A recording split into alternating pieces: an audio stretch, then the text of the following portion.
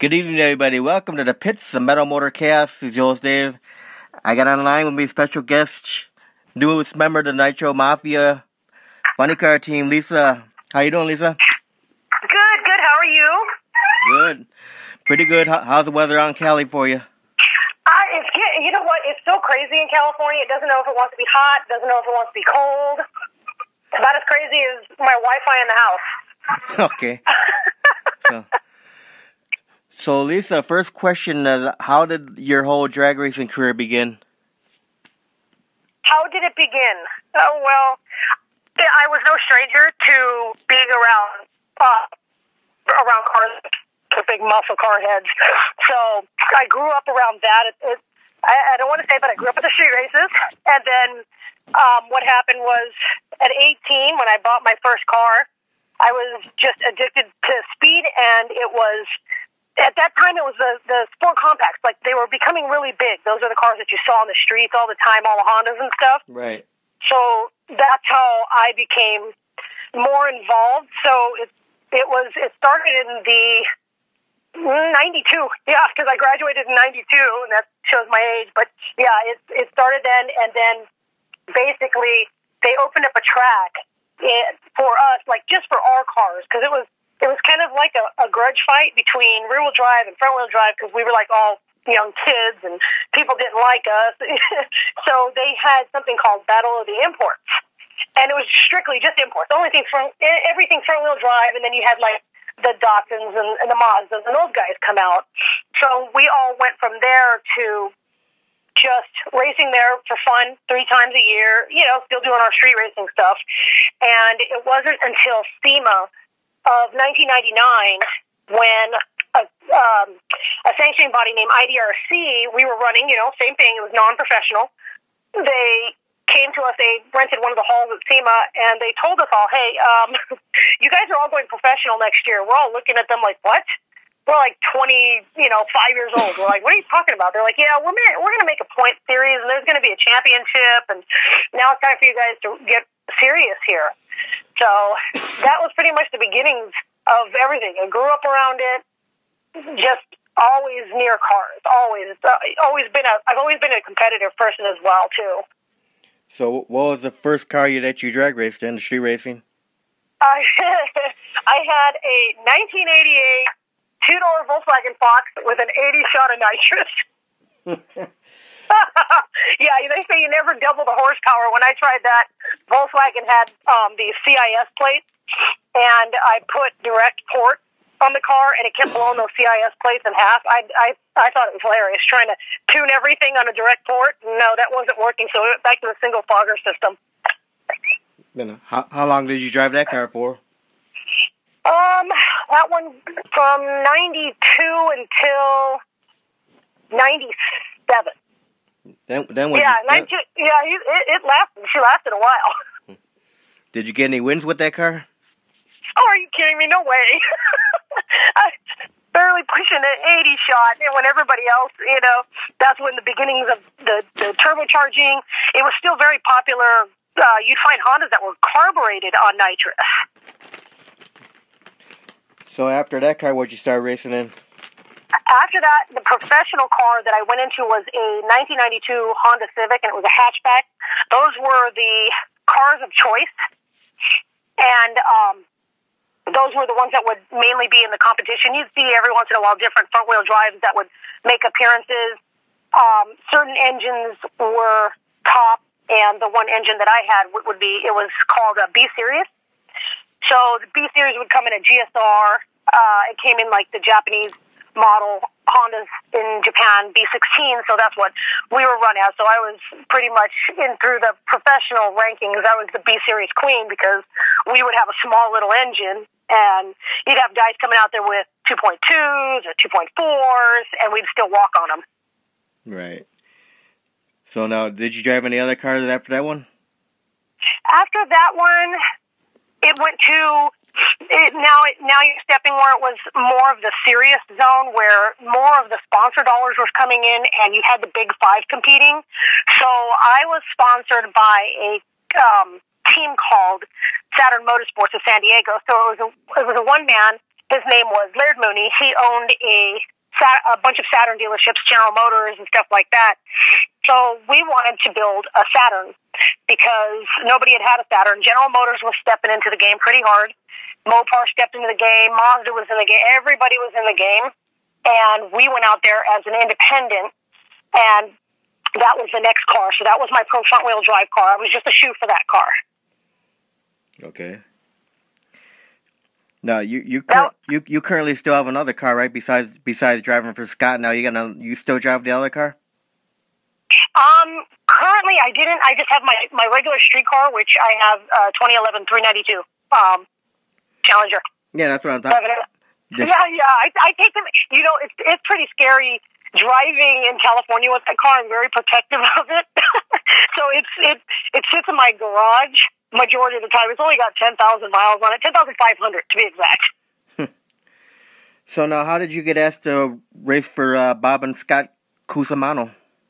Well, Scotty and Bob we've known for a long time. They used to go to the same places that we would, and it just, I mean, honestly, if I could tell you, it was just a blessing. I don't know, you know, Bob had said, Lisa, I have thought about putting you in this race car for many years. And Scott was like, yeah, you know, that would be a great idea. They're building the second car that Scotty, the newer one, Scotty can take over. And they said it would be a great thing to have you in this car. We've watched you from amateur to pro days, you know, basically how I grew and how I represented myself. So they decided they wanted to take a chance on that. So to me, it was, nobody gets that kind of a call. So I was like, wow, this is truly a blessing to happen, and if anybody ever got that call, I'm sure they wouldn't turn it down.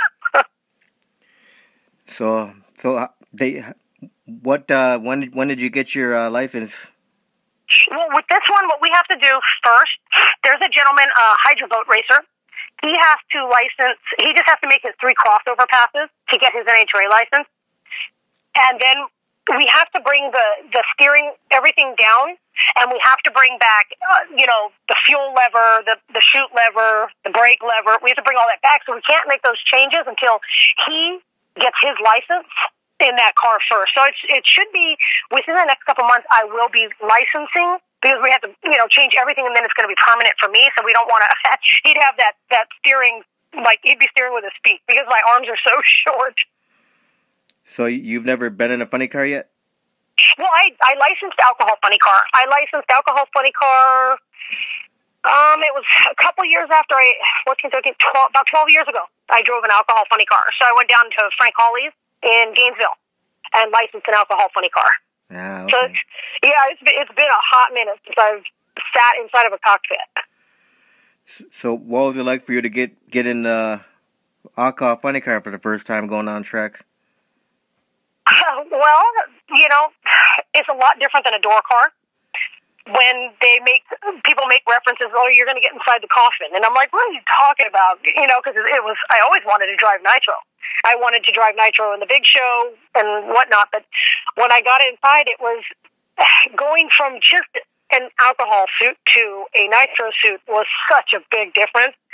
I think that's the biggest hurdle was the suit and just feeling like when the body came down, I like to have headset and I like to talk to people. It keeps my mind off of just feeling like I'm alone.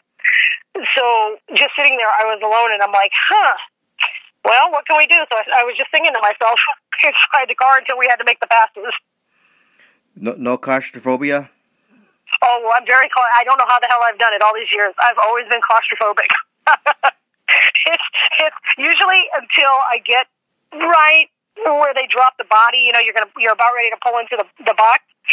I'm literally fidgeting and wanting out, and I'm going to take off running and moving to a whole different country. And yeah, I'm doing all kinds of crazy stuff. But once the body goes down and the engine fires, I'm ready to go. So how long did you drive a nitro funny car for? I hadn't driven nitro yet. This will be the first nitro that I've driven. I'm an alcohol. Sorry, alcohol. It was just a license. I got licensed because I was working on a nitro team at the time, and I was going to crossover license and license in Frank Pedregon's nitro funny car at that time.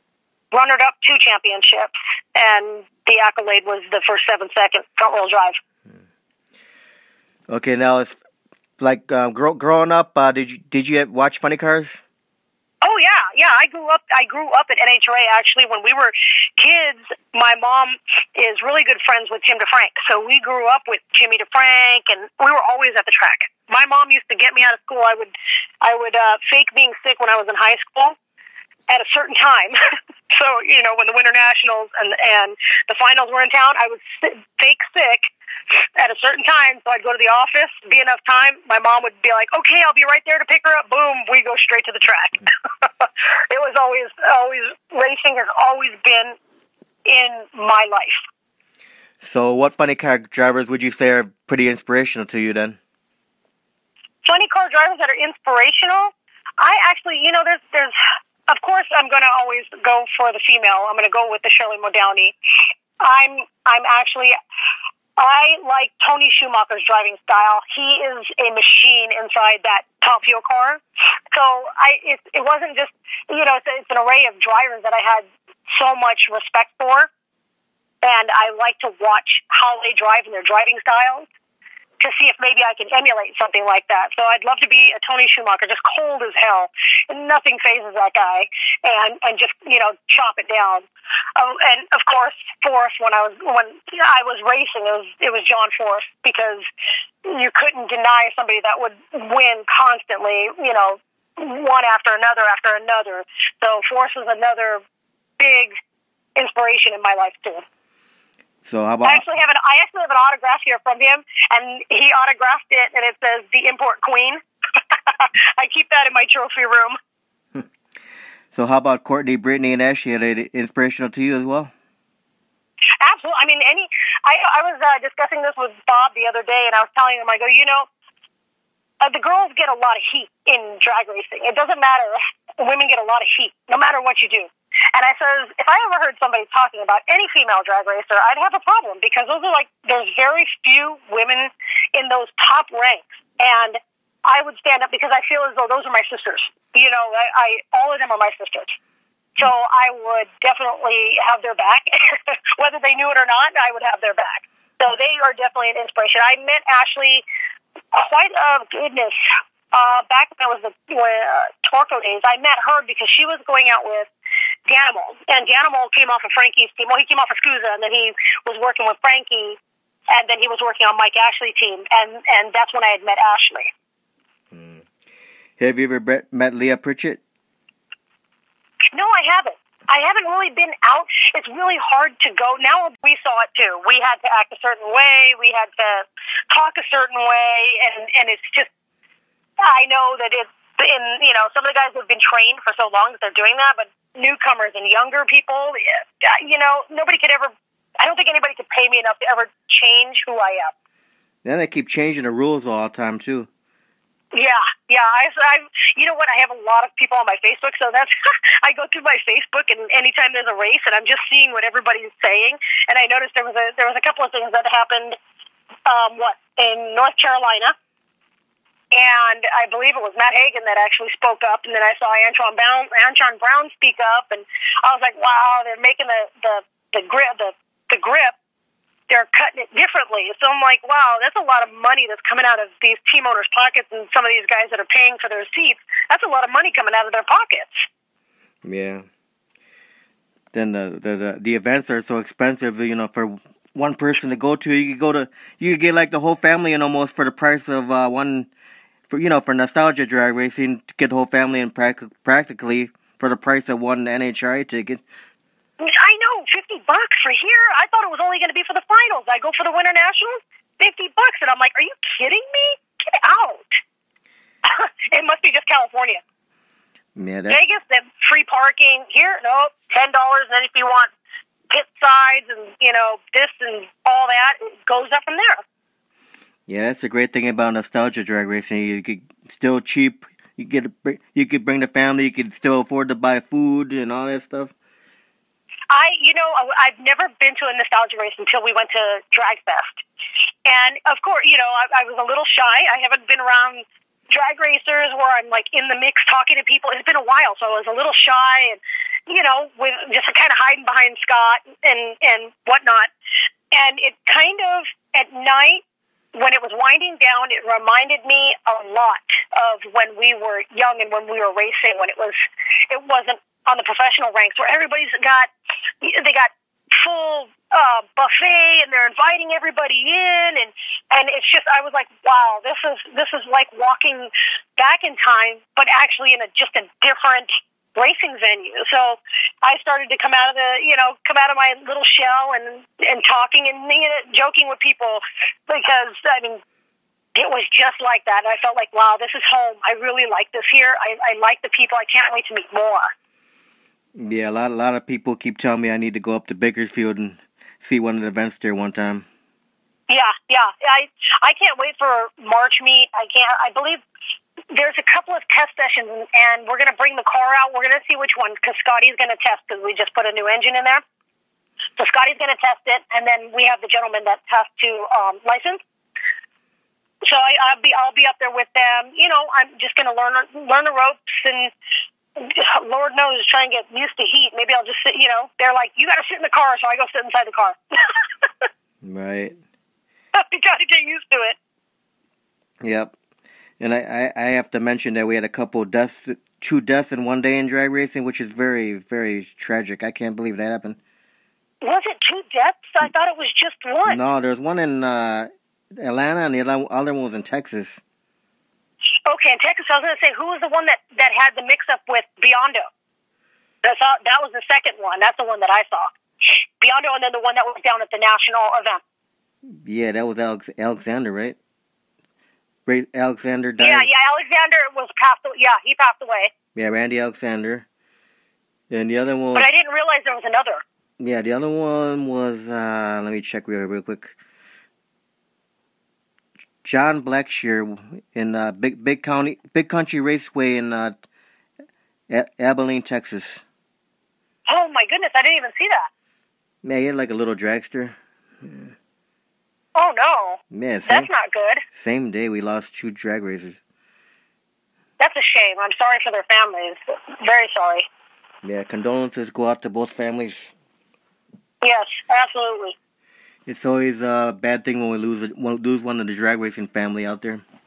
Oh yeah, and no matter what class, no matter what cars, it's always a shame, and it's sad for the families when you see somebody pass away in anything in motorsports. Yeah. So now, with your drag racing, your family's always been involved with you? No, when my father was alive, I really wish that he was here for this one, because my father was a diehard Mopar fan. And being that the car is a Mopar Plymouth, he would be beside himself. He'd probably be driving everybody nuts. But, yeah, my family was very big into just having the muscle cars. My mom still got her 73 Vet.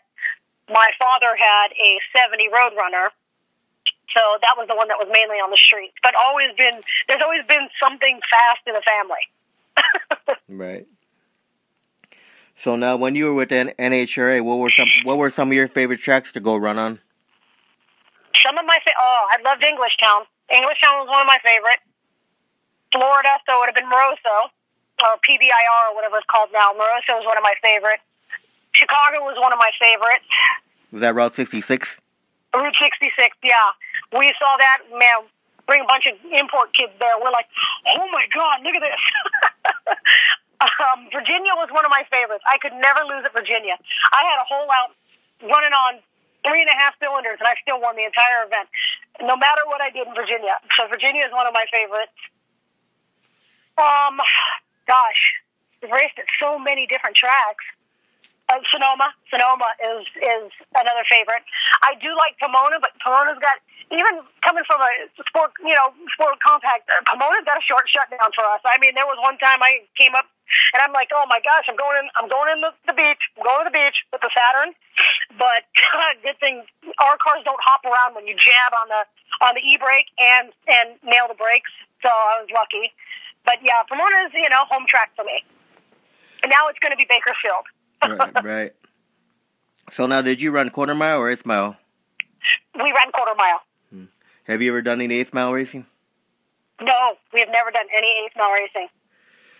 Yeah. So, of course, out there in California, it's all quarter mile. I think Verona. I haven't been there yet. I don't know why I want to say it's 8 mile, but it's probably quarter mile. I may be wrong. But out here, we don't. There's not very many tracks. You got the Fontana track, the AAA, Pomona, and that's it. Just local around here. I think Irwindale did. I think they do quarter mile. Maybe they do 8 mile. Right. So now, if Scott and Bob ever have you run the Funny Car Chaos event, then you're gonna have to run 8 mile race. Even get the suit off even faster, right?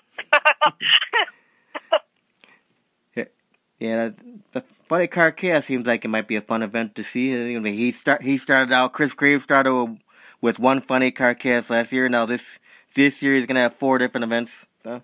Oh my goodness! See, all this is so new to me that it's just like my eyes are wide open. I'm like, where are we going next? So all these things I have to start learning, and what tracks that everybody runs at. I know Cordova, they do match racing, and different tracks there's match racing, because I know we're talking about doing match racing as well down in Florida, Louisiana, Cordova. So we're setting all that up right now. Oh yeah, Cordova has the big World Series of drag racing event. Yeah. Oh, that sounds like fun. The World Series of drag racing? That sounds like fun. Yeah, they actually just got that back last year. It used to be there, then they moved it to, I forgot what city they went to, another town. Then they came back home to Cordova last year, though, so they're back. Well, maybe we'll be able to make it out even as spectators. I have no problem traveling. Have empty suitcase, we'll travel. Then the Funny Car Chaos events, there's 2 of them in Texas. The first one they just had, which was in Oklahoma, that one just passed. And then and there's one in Illinois. But with Funny Car Chaos, so you can bring whatever you. It's like bring what you got to run. It could be a big show funny. So it's not like a pre-72. No, it could be a big show funny car, alcohol funny car, nostalgia, whatever. Bring what you got. Oh wow, that must make a great show for all the fans. So sometimes you got alcohol going against nitro. That sounds pretty awesome. Yeah, so I'm glad Chris Graves is having success with that event, though. Yeah, that sounds pretty awesome. Might have to make it out to that just as a spectator, like I said, just to kind of go check everything out, see what the cars look like in the Midwest, what they run, the East Coast, all up and down the, Western Coast. Yeah, maybe you guys can come up here to the legendary Great Lakes Dragway in Union Grove, Wisconsin sometime and check it out. Oh, I didn't even know Wisconsin had a track. There's a couple. I hadn't run up there. There's a couple. There's a Wisconsin International Raceway track in Wisconsin, too. Really? But Great Lakes is the one closest to where me and my wife live. It's like a 30-minute drive, so... Okay. It's been there. And they have a lot of nostalgia up there as well. It just seems like it's a really huge scene, so I'm assuming, yes, there's plenty of them up there. Yeah, the track's been there forever, the Great Lakes. My dad used to take me there when I was like 4 or 5 years old. That's how I got in drag. My dad started taking me to Great Lakes Dragway, and there's another one that closed down in Indiana called US 30. They were there for a long time. My dad used to take me both of them. Would see all the old funny cars.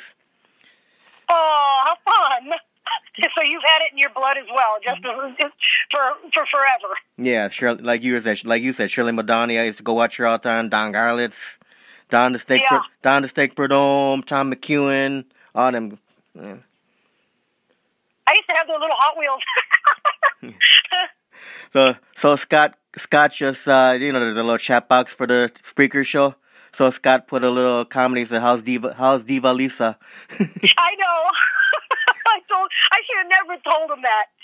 Because back when I was racing in the Sport Compact, it was like there was 4 of us females that were racing. So I was in Pro Front, and we had one that was in Hot Rod, All Motor. There were 2 in All Motor, and I was the one that would show up. I'd always be all dolled up and done up, wearing my nice high heels, and so the girls used to joke with me because one was a DJ, one loved skydiving, and they were very they were not. I was so feminine, So that's why I said they called me the diva, was because I was always so feminine. I'm like, oh, wait, hold on. I can't do an interview without chapstick on.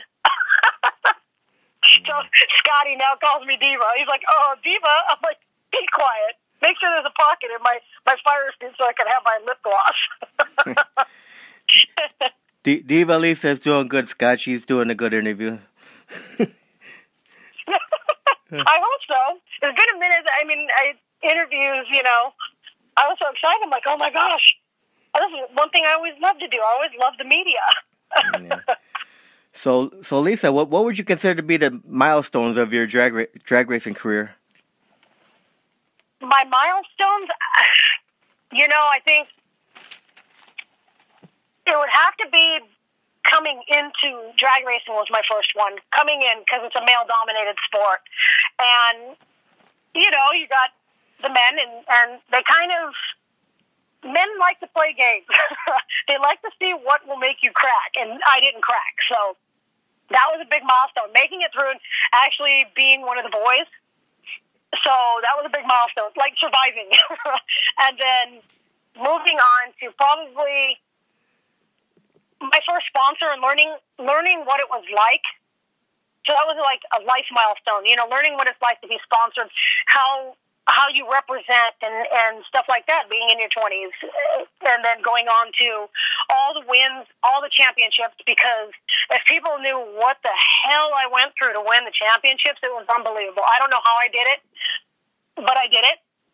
And then the last one was probably when we ran the first 7-second front wheel, when we had the first 7-second front wheel drive, because like they called it down there in Florida when Sean Carlson came over, he goes, you realize that's the shot that was heard around the world. I was like, thank you. I took it as a compliment, because you had big corporate companies in there. We were not a corporate company.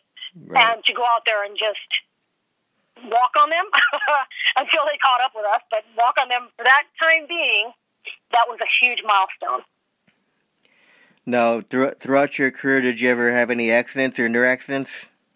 Yeah. Oh, yeah. I had, it was San Antonio Raceway in 2001, I believe.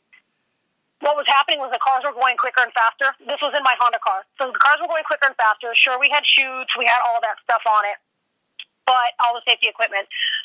But the aerodynamics of the car were changing, because as you're cutting through the air even faster, things were changing, so my parachute wasn't coming out. And when I did hit the parachute, it would come out, and we had the traction bars. We called them traction bars. It would come, and it would wrap around that, and the backside of my car would come up, and I'm going, God, this was for a championship. This was one of my championships. And I was like, I don't want this, I don't want to run because I didn't feel safe. But then I'm over here and I'm going, I'm the most competitive person I know with myself. And I was like, I can control this. So next round, car went down. It was fine. Went into semis, and it came up again. And I was like, God, I still feel unsure. Should I just throw the race and just forfeit the race? And I was like, no, it's not like me to do that. So I went into final round eliminations. And this was the only time that I would ever say that I was actually thankful that I lost. And I didn't lose by much, but I lost. Was the backside of the car came up, and it came up even higher this time, so it just dumped the car onto its nose. So the car was now sliding on its nose, and all I see is ground, and I'm going, well, shit, I don't know what's going to happen here. Car takes off, hits the wall with the backside, starts sliding on the wall. The front, so it's now, it's angled, so then it comes around and slaps the wall with the front driver's side tire, bounces the backside off, and I could just remember thinking to myself, drunk drivers live because they go limp. So when I was holding onto the wheel, it jerked the wheel, and it ripped it out of my hands. I'm like, okay, I can't do like a monster grip. And the car is sliding across track now into Kenny's lane. So I kind of have the wheel very lightly in my hand. And I'm like, oh, now I'm backwards. I don't know where the wall is or what's going to hit or anything like that. But I just kind of kept myself at a very, limp state. So if there was any kind of any more concussion, I wasn't going to hurt myself any more than I did. I got lucky, and we didn't hit the back of the wall on the backside. But that was the one race I was so happy that he had beat me, because it would have been a very, very gnarly wrap up, because I would have been hit Oh yeah. People. Right. Yeah. So yeah, that was no fun. But you know what? When we do this, we sign up for this. We know that at any time something can happen. It's man versus machine. Yeah. That's very true, Lisa. Yeah. So that was the one time. Other than that, there's never really been any. I mean, I've been in the sand traps in Maple Grove, lost brakes, so ended up in the sand traps there. And like I said, just near stuff when it's real short shut off, like Pomona. It was the short shut off, so I was very close to the sand traps there. And the same thing they had us, we would run in Fontana. I believe it was the second, Fontana's had 3 different areas, the track's in. So it was the second one, and it was very short. But you'd see me, I come rallying. It was Dallas, Texas. I come rallying around a corner. I'm still doing like 50 miles an hour, and I can see my competitors. They're jumping out of the way. I'm like, I don't care. Get out of my way. If the car doesn't want to stop, the chutes are out. Laundry's, hanging out the back, and it's not stopping. I'm going to pull it off the track. Yeah. Thank God you didn't have any bad accident or injuries or nothing like that. No. I mean, my knee hit the steering column. So my knee, my MCL is very thin, so I have to always be very careful with my driver's side, on my right side, leg, because the MCL is very thin. And that was my first concussion I ever had. So nothing major. Big medical bills, but nothing major. Yeah, knock on wood. Yes, absolutely. I wouldn't have it any other way. It taught me a lesson. The machine is still more powerful. So Scott had put another comment saying, Lisa Diva Kubo. See? Look at him. Next time you have him on here, you have him tell you what it sounds like underneath when the body goes down. And you make him make the sound, too. Then he asked me how I like the new Lisa Kubo T-shirt design. I told him it's beautiful. Oh, yeah. I sat at Denny's with my best friend. And I'm like, gosh, what do we want to do? Something that's going to depict because straight line makeup brushes is what I started. It's going to be my company, so we're going to work in collaboration with Scott and Bob, and we're going to make the mold so we can have that. And, we sat and we're like, how can we depict this? It's because I do makeup. That's why, I did do makeup. Now I'm going race car driving. Yeah. So now I'm going to ask you some fun questions, Lisa, before we end this interview. Do you have any hobbies outside of drag racing? I am actually an active competitor. So I am an NPC competitor. So if you see me, I eat every 2 hours. And I have a great coach. She stands by my side over here at Empower. So I have one of the best coaches on the West Coast. What's your favorite food? My favorite food? Well, right now, since I can't eat anything other than turkey, I'd eat anything. But no, really, I love a place called Petrillo's, and it's down in Temple City. It's down here. And then there's Dave's Barbecue down in Dennis, Texas, that I love. All right, what's your favorite beverage? It could be non-alcoholic or alcoholic drink, or you can answer both, whatever. My favorite alcoholic beverage would be gin and tonic, and my favorite non-alcoholic beverage would probably be water with my BCA, so I have some flavor. Now, if you could do time travel and go back in time, would you do anything differently? No, I absolutely, everything that I've encountered, all the hardships, everything, it made me the strong person I am now. So I absolutely would not change a damn thing in my life. I'd probably punch a few people in the face, but yeah. Other than that, no. You have a favorite vacation spot? Vacation spot? I'd like to go to Bora Bora, but my favorite vacation spot is probably Las Vegas. Now, if someone were to give you $200 million and Lisa, build me a new drag race track, where would you want to build a track, and what kind of features would you want to put in that track? Well, I'd move somewhere where it wasn't high humidity and high heat, and I'd probably get huge, massive acreage so I could have my house there too, so I'd never leave drag racing. It would be my backyard. features that I would have would no porta potties. That's for damn sure. Always have running water and probably fancy soap.